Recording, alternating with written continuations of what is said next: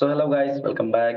कैसे हो आप सब? आई होप आप सब बढ़िया होंगे। तो गाइस आज की ये वीडियो बेहद यूज़फुल होने वाला है क्योंकि इस वीडियो में हम लोग क्लास 10 साइंस फिजिक्स के एक बहुत ही इंपॉर्टेंट टॉपिक को समझाने वाले हैं, समझने वाले हैं। तो गाइस आज का ये वीडियो आप एंड तक जरूर देखिएगा क्योंकि यदि आप इस वीडियो को देख लेते हैं समझिए आपका 2 नंबर जरूर मिल जाएगा क्योंकि ये जो टॉपिक है ना, इससे आपको 2 नंबर के या 5 नंबर के समझिए कभी-कभी 5 नंबर के भी पूछ देता है।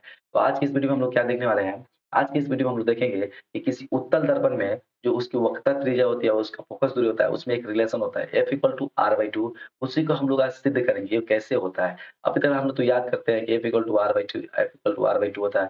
तो आज हम लोग जानेंगे कि F इक्वल टू R/2 कैसे आता है, ठीक है? तो कैसे रखिए, धैर्य बनाकर इस वीडियो को एंड तक देखिए, आपको वीडियो पूरी तरह से अच्छे से समझ में आने वाला है, मेरा गारंटी है। हमने खुद यहाँ पर लिख रखा है कि रटना बंद कर दो क्योंकि मैंने समझाने का गारंटी लिया है। तो रटना हमेशा के लिए बंद कर दीजिए और समझ के पढ़ने का प्रयास कीजिए। चलिए फटाफट से वीडियो को स्टार्ट करते हैं। मेरा नाम है वाहिद रजा और आप देख रहे हैं अपना फेवरेट से YouTube channel A to Z knowledge. चलिए स्टार्ट करते हैं।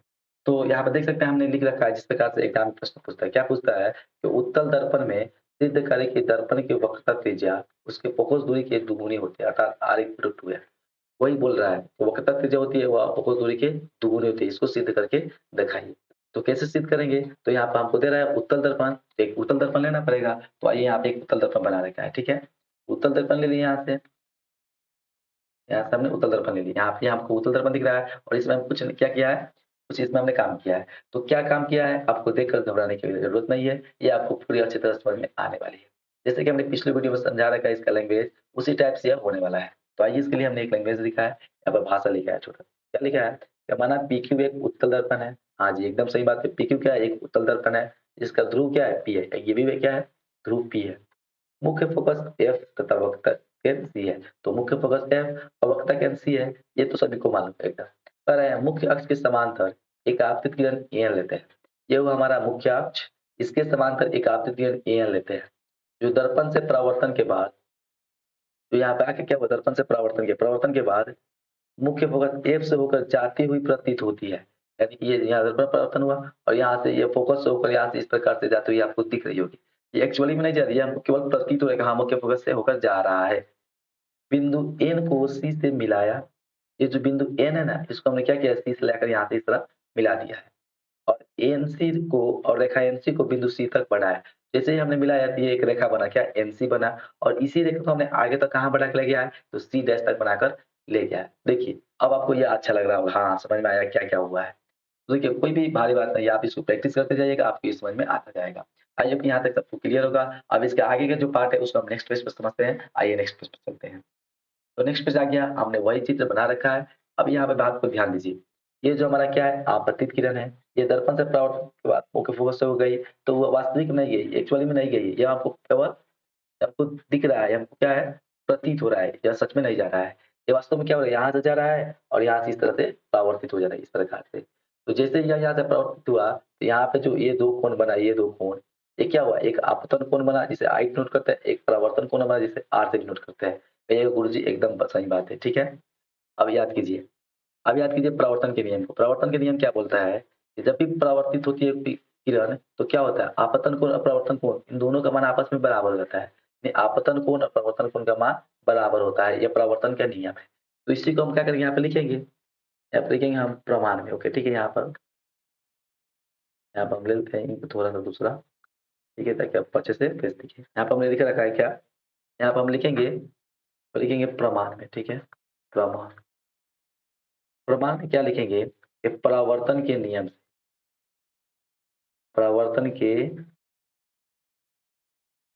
नियम से प्रवर्तन का नियम क्या कहता है कि जो I का मान होगा वह कोण R के बराबर होगा, यानी अपतन कोण परावर्तन कोण के बराबर होगा। इस कोण I के नाम को यहाँ पर नाम दीजिए।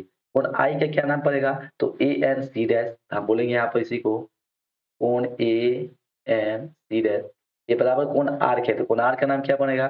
तो C dash N F dash लिखेंगे, C dash N F dash. इसको हम इक्वेशन 1 बोलते हैं। यहाँ तक किसी को कोई परेशानी नहीं होनी चाहिए। आइए अब बात समझते हैं। देखिए यहाँ पर ये जो एंगल दिख रहा है आपको, ये वाला, ये जो एंगल होगा ना, इस एंगल का भी इक्वल होगा। आप बोलिएगा गुरुजी कैसे? तो याद कीजिए शीर्षाभिमुख कोण को। शीर्षाभिमुख कोण में क्या होता है? ये जो एंगल होता है, इस एंगल के बराबर होता है। ये जो एंगल दिख रहा है आपको, ये शीर्षाभिमुख कोण से बराबर होता है। इसको भी हम लिखेंगे, क्या लिखेंगे? लिखेंगे हम लोग, ये यहाँ वाला एंगल दिख रहा है, इस एंगल का नाम क्या पड़ेगा? CNF। यहाँ पे लिखेंगे हम, फिर लिख लेते हैं, फिर कोण CNF जो होगा, एक देखिए जो CNF यह वाला एंगल किसके बराबर होगा? तो इस वाले एंगल का क्या नाम पड़ेगा? C dash N F dash, ये बराबर हो गया किसके? C dash N F dash. इसको हम इक्वेशन 2 मान देते हैं, ठीक है? यहाँ तक सबको क्लियर है। आइए इस इक्वेशन को देखिए, इसका आरएचएस साइड भी C dash N F dash है और इसका भी RHS C dash N F dash है, यानी इसका आरएचएस साइड इक्वल है, तो जाहिर सी बात है इसका एलएचएस साइड भी इक्वल हो जाएगा।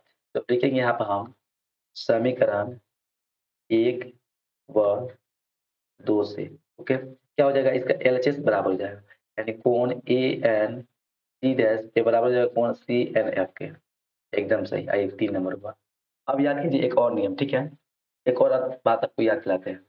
ये जो एन है ना, वह पीसी के समांतर है और ये जो हमको दिख रहा है कौन-सा? ये जो सी डैश जो रेखा दिख रहा है आपको, सी डैश रेखा, ये रेखा क्या? एक मान लीजिए तिर्यक रेखा है। एएन जो है पीसी के समांतर है और सी डैश यदि तिर्यक रेखा है, तो यहाँ वाला ये जो एंगल है ना, ये वाला एंगल, ये एंगल इस एंगल के बराबर होगा। गुरुजी बोलेंगे ये क्या बोल रहे हैं गुरुजी? तो आइए समझाते हैं। ये एंगल इस एंगल के कैसे बराबर होगा? तो याद कीजिए इस वाले बात, मैथ का ये पॉइंट याद कीजिए। मान लीजिए ये दोनों समांतर रेखा है, तो यहाँ वाला जो एंगल होता है ना, वो यहाँ वाले एंगल के इक्वल होता है। कैसे? संगत कोण से होता है। याद कीजिए ना, संगत कोण आपने पढ़ रखा होगा। ये संगत कोण से क्या होता है? दोनों इक्वल होता है। तो यही ना काम कर रहा है। ये जो रेखा काम कर रहा है एएन का काम, ये जो रेखा काम कर रहा है वो पीसी का काम कर रहा है। ये जो तिर्यक रेखा काम कर रहा है वो क्या?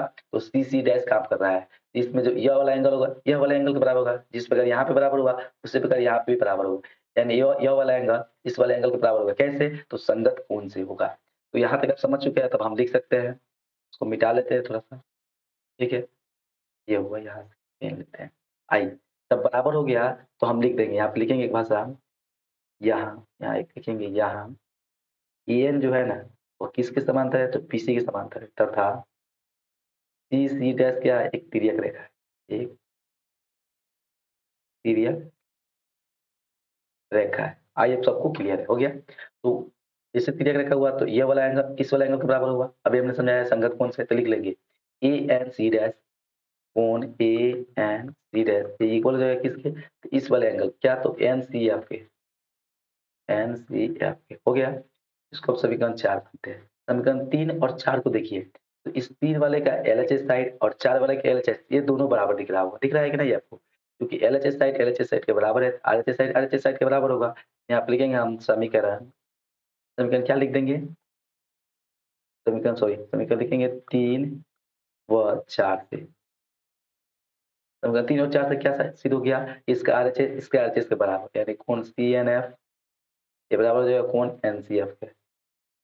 आइए अब यहाँ तक सबको क्लियर है। अब आइए बात फिर बताते हैं। इस वाले ट्रायंगल में ध्यान दीजिए, इस वाले ट्रायंगल, कौन ट्रायंगल बन रहा है? तो एनसीएफ, एनसीएफ ये ट्रायंगल बन रहा है। इस ट्रायंगल में यह वाला एंगल एन, यहाँ पे एन दिख रहा है आपको, और इस ट्रायंगल में ये वाला एंगल सी दिख रहा है, ये दोनों बराबर हो गए। यानी इस ट्रायंगल का यह वाला एंगल, ये वाला एंगल, ये दोनों एंगल आपस में बराबर हो गए। अब याद कीजिए किसी भी ट्रायंगल का 2 एंगल यदि बराबर हो गया, तो इसके सामने वाले भुजा भी बराबर हो जाएंगे। यानी ये दोनों भुजा क्या हो जाएगा? बराबर हो जाएगा। और जब किसी त्रिभुज के 2 भुजाएँ बराबर हो जाएँगे, तो वह त्रिभुज समद्विबाहु त्रिभुज कहलाता है। तो बराबर भुजा वाला त्रिभुज को क्या बोलते हैं? समद्विबाहु त्रिभुज बोलते हैं। इस वाले त्रिभुज को भी हम क्या साबित कर दिए कि ये क्या एक समद्विबाहु त्रिभुज है। इसको आइए नेक्स्ट पेज पर करते हैं।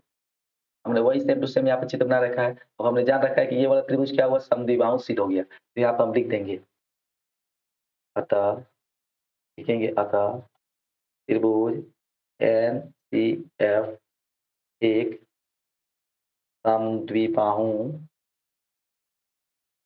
समद्विबाहु त्रिभुज है। तो यहाँ तक सबको क्लियर हो गया? क्या हुआ? समद्विबाहु त्रिभुज त्रिभुज हुआ। तो जैसे ही समद्विबाहु त्रिभुज सिद्ध हुआ, तो इसका मतलब क्या हुआ? इसके 2 भुजाएँ बराबर होगी। तो कौन 2 भुजाएँ? देखिए इसमें यह वाला एंगल इस वाले एंगल के बराबर था। इसके आमने-सामने की भुजाएँ 2 बराबर होगी। यानी इसके सामने यह भुजा पड़ा एनएफ, तो देखिए आप लिखते हैं हम एनएफ, ये बराबर हो जाएगी किसके? तो इसके सामने यह भुजा पड़ा कौन? सीएफ, तो सीएफ के बराबर होगी। इसको हम क्या करते हैं? समीकरण 5 मानते हैं। आइए यहाँ तक छोड़ दिए। अब देखिए ध्यान से। अब मान लेते हैं जो बिंदु n है ना, वो P के बहुत निकट है। मान लेते हैं कि यहाँ पर n है। तो चूँकि यहाँ पे यदि n रहेगा, तो जो P से F की दूरी होगी, वही तो n से F की दूरी होगी। यहाँ पे n रहेगा तो यहाँ से देखिए यहाँ पे एक लाइन खींचेगा, जो P से F की दूरी होगी वही N से F की दूरी होगी। यह कब होगा? जब N P के बहुत निकट हो। वही हम लिखेंगे, यदि यदि बिंदु बिंदु N P के काफ़ी समीप हो, काफ़ी समीप हो या काफ़ी निकट हो, काफ़ी समीप हो। तो जैसे ही N बिंदु P के काफ़ी समीप आएगा, यानी यहाँ पे होगा, मान लीजिए यहाँ पे होगा, तो जो P से F की दूरी होगी वही तो N से F की दूरी होगी। यानी N से लेके मान लीजिए यहाँ पे N है, तो N से जो F की दूरी होगी वही PF की दूरी होगी। तो जो NF की दूरी होगी वो PF की दूरी होगी। यानी NF जो होगा वो PF के बराबर होगा। दोनों की दूरी बराबर होगी। इसको हम समीकरण 6 मान लेते हैं। अब 5 पर 6 पे ध्यान दीजिए। तो 5-6 से क्या निष्कर्ष निकलता है कि इसका एलएचएस साइड NF है, इसका भी एलएचएस NF है। दोनों एलएचएस बराबर है तो आरएचएस बराबर होगा। तो लिखेंगे हम यहाँ पर समीकरण 5 व 6 से, समीकरण 5 व 6 से क्या देखेंगे? इसका आरएचएस बराबर हो जाएगा। यानी CF जो है ना वह पीएफ के बराबर हो जाएगा। सीएफ जो होगा वो पीएफ के बराबर हो जाएगा। सीएफ को गौर दीजिए, तो सीएफ कहाँ पे है? तो यहाँ पे है। यहाँ पे सीएफ दिख रहा है आपको यहाँ पर। तो ये सीएफ कैसे निकलेगा? तो यदि हम पीसी में से, पूरा पीसी में से केवल ये पीएफ घटा लें, पूरा पीसी में से यदि हम केवल पीएफ घटा लेंगे तो सीएफ निकल जाएगा। इस सीएफ की जगह पे हम क्या लिख सकते हैं? PC minus PF equal to, इधर भी पीएफ। अब यहाँ से पीसी का मान निकल लेती है, पीएफ इधर आकर जुड़ जाएगा, ये होगा पीएफ प्लस पीएफ। यहाँ से पीसी बराबर क्या हो जाएगा? 2पीएफ। आइए अब एक बात समझाते हैं। यहाँ पे हमने एक बात बात लिख रखा है, वक्रता त्रिज्या क्या होता है? तो पीसी। वक्रता त्रिज्या पी से लेकर, ध्रुव से लेकर वक्रता केंद्र के बीच की दूरी को वक्रता त्रिज्या कहते हैं। तो पीसी बराबर हमने प्लस आर ले रखा है। और फोकस दूरी क्या होता है? तो ध्रुव से लेकर फोकस के बीच की दूरी को ध्रुव बोलते हैं, यानी कि यही तो हुआ पीएफ। इसको हमने प्लस आर रखा है। यहाँ पे प्लस आर लेने का हमारा क्या तात्पर्य है कि चूंकि इस ध्रुव को यदि चिन्ह परिपाटी के अनुसार मूल बिंदु माने, ये दाहिनी तरफ पड़ रहा है, इसके लिए हम क्या रखा है? इसको प्लस ले रखा है। अब इस पीसी का मान आर है तो यहाँ पे लेते हैं।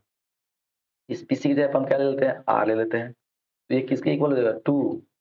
और पीएफ की जगह पे क्या एफ है तो एफ के। देखिए यहाँ पे हमने इसको प्रूव किया। यही हमको प्रूव करना था। तो इसको भी प्रूव करने के पूछ देता है या कभी-कभी देता है F equal to R by 2 करके लाइए। इसी को यहाँ से हम यदि एफ का मान निकालेंगे, एफ का मान निकालेंगे तो ये आर का ये 2 गुना में इधर आके भागा हो जाएगा। तो यहाँ से इस प्रकार इसको भी हम लोग सिद्ध किए, ठीक है? इस दोनों पूछेगा तो इसी प्रकार से हम लोग सिद्ध कर देंगे, हमारा आंसर हो जाएगा। आई होप कि ये आपको बहुत ही अच्छे से और बहुत ही शानदार तरीके से समझ में आया होगा। इसका एक-एक स्टेप आपको अच्छा लगा होगा, पसंद आया तो फटाफट से लाइक कीजिए। और यदि आप इस चैनल पे नए हैं, अभी तक आपने चैनल को सब्सक्राइब नहीं किया तो चैनल को सब्सक्राइब कीजिए, बेल आइकन दबाइए ताकि इस तरह के वीडियो का नोटिफिकेशन सबसे पहले आप तक पहुँचता रहे। और कमेंट में ज़रूर बताइएगा आपको ये वीडियो कैसा लगे। मिलते हैं कैसे इंटरेस्टिंग वीडियो के साथ, तब तक के लिए बाय बाय, धन्यवाद।